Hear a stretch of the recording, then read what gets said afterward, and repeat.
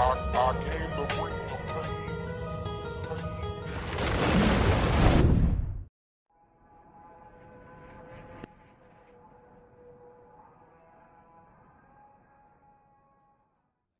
Yeah, that boy Treezy here, continuing on FUBAR walkthrough for Spec Ops: The Lines campaign.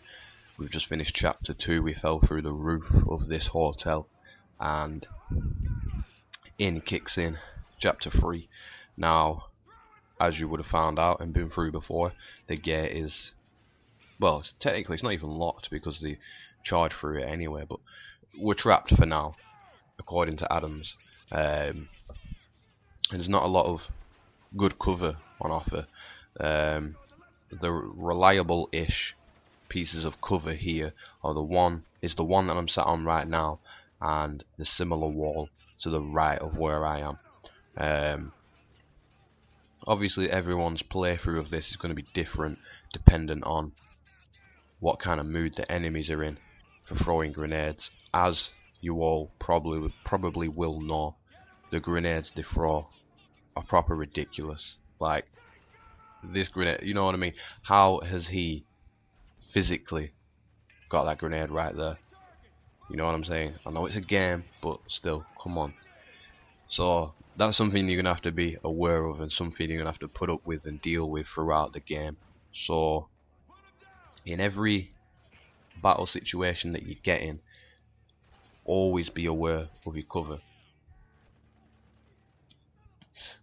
You need to know kind of what, you know what I mean, where your cover is, so you can safely swap cover, make little escapes without getting shot down. You know what I'm saying? Because there's no way of avoiding grenades. Obviously you get the second to shoot the enemy who's about to throw it, because obviously they stand there and kind of cut the grenade for a second, but that opens up the risk of, you know what I mean, being killed in an instant. So you've got to be really careful with it. You've got to be pretty sharp, pretty quick on the reflexes. So once you finish this part, all the enemies are dead and whatnot, scavenge some ammo if necessary. Obviously here I'd run out of ammo on my main gun, got some ammo for the AK-47 and picked up an Uzi as well. So you blast through the gate, cutscene kicks in. Obviously I'm skipping the cutscenes for the videos, and obviously you would have seen them all before in your first playthrough and whatnot. As soon as the action kicks back in, you got to take out the guy who was talking to the agent, the CIA agent, along with the rest of the soldiers backing him up.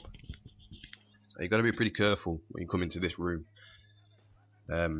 Enemies appear on the roof of this building. Obviously it's just glass, so you can happily shoot through the roof to take these guys out, but it's, as you start moving up, there'll be a turret at the end. You can't actually see it safely.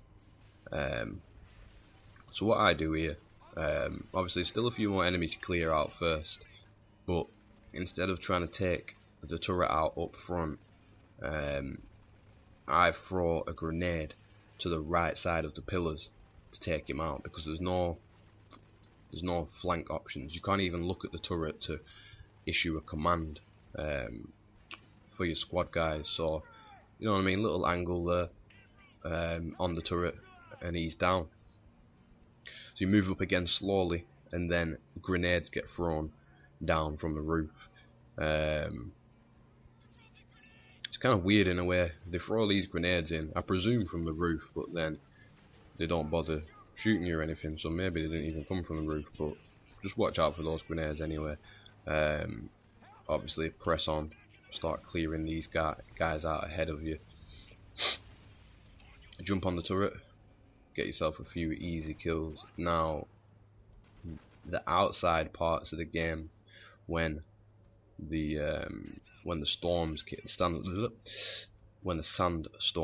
kick in, it can be a little bit tough, because your aim is kind of automatically nerfed. You know what I mean? It's automatically like inaccurate. But a little trick you can do here is just basically staying inside. and shooting the guys who are outside, because with you being inside, that allows you to still issue commands for your squad and fire at maximum accuracy, whereas the enemies on the outside are obviously getting disorientated by the sandstorm and are shooting a lot more inaccurate. They're hard to see outside, but when they do take shots at you, you'll see all the muzzle flash coming from the gun. So you know what I mean. Enemies are always easy to identify. If you do go outside and try and battle outside, as Walker says himself, you know what I mean, he won't be able to identify targets for his squad to shoot down.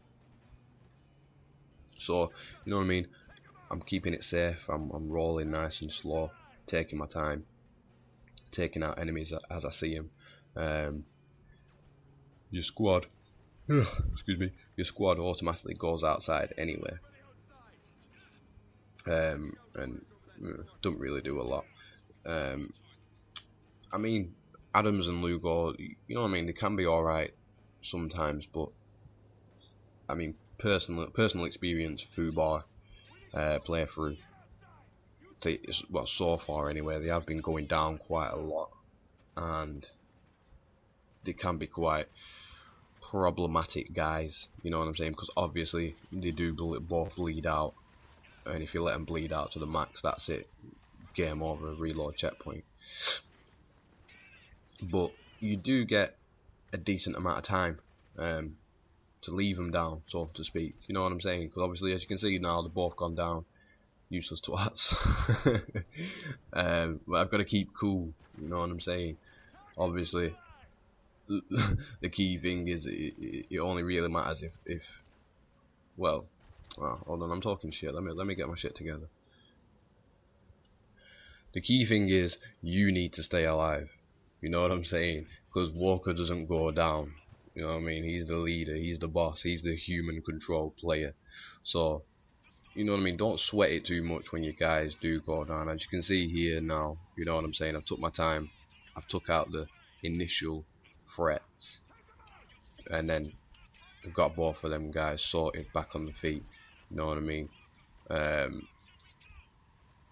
Even though, you know what I mean, as you can see, I can still issue commands for the squad. They're always going off and kind of doing their own thing. You know what I mean? They either start pressing forward too much, or they're kind of chilling back too much. You know what I mean? So you can't always keep an eye on what they're doing and hold the hand and shit. A lot of time you just got to leave them to it and just do your best, you know, with what you can do.